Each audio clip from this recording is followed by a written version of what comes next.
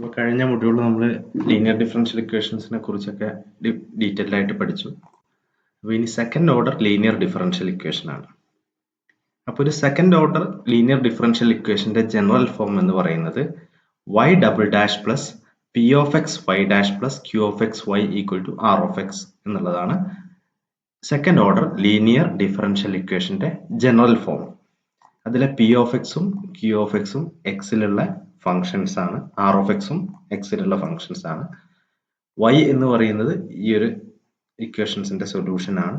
y dash y double dash, അതായത് ഇത് yയുടെ ഡെറിവേറ്റീവ് ആണ്, സെക്കൻഡ് ഡെറിവേറ്റീവ് ആണ്. അപ്പോൾ സെക്കൻഡ് ഓർഡർ ലീനിയർ ഡിഫറൻഷ്യൽ ഇക്വേഷന്റെ ജനറൽ ഫോർമാറ്റ് ആണ് y double dash plus P of X into Y dash plus Q of X into Y equal to R of X എന്നുള്ളത്.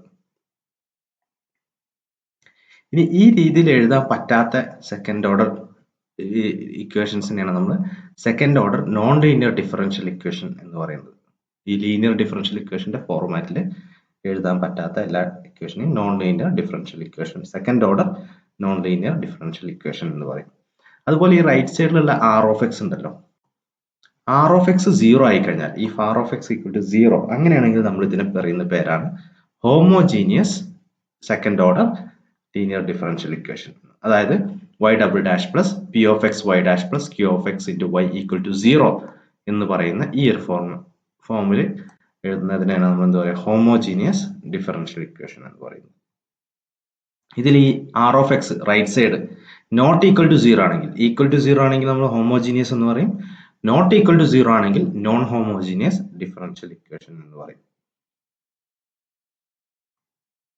ഇത്രയും കാര്യങ്ങളാണ് ഒരു ഡിഫറൻഷ്യൽ ഇക്വേഷന്റെ ജനറൽ ഫോമിനെ കുറിച്ച് പറയാനുള്ളത്, സെക്കൻഡ് ഓർഡർ ലീനിയർ ഡിഫറൻഷ്യൽ ഇക്വേഷന്റെ ജനറൽ ഫോം. ഇനി അതുപോലെ ഒരു രണ്ട് ഫംഗ്ഷൻസ് y1 ഓഫ് എക്സ് എന്ന് പറയുന്ന ഒരു ഫംഗ്ഷനും y2 ഓഫ് എക്സ് എന്ന് പറയുന്ന വേറെ ഫംഗ്ഷനും എപ്പോഴാണ് ഇത് ലീനിയർലി ഇൻഡിപെൻഡന്റ് ആണെന്ന് പറയാം? ലീനിയർലി ഇൻഡിപെൻഡന്റ് രണ്ട് ഫംഗ്ഷൻസ് എപ്പോഴാണ് ലീനിയർലി ഇൻഡിപെൻഡന്റ് എന്ന് പറയാം?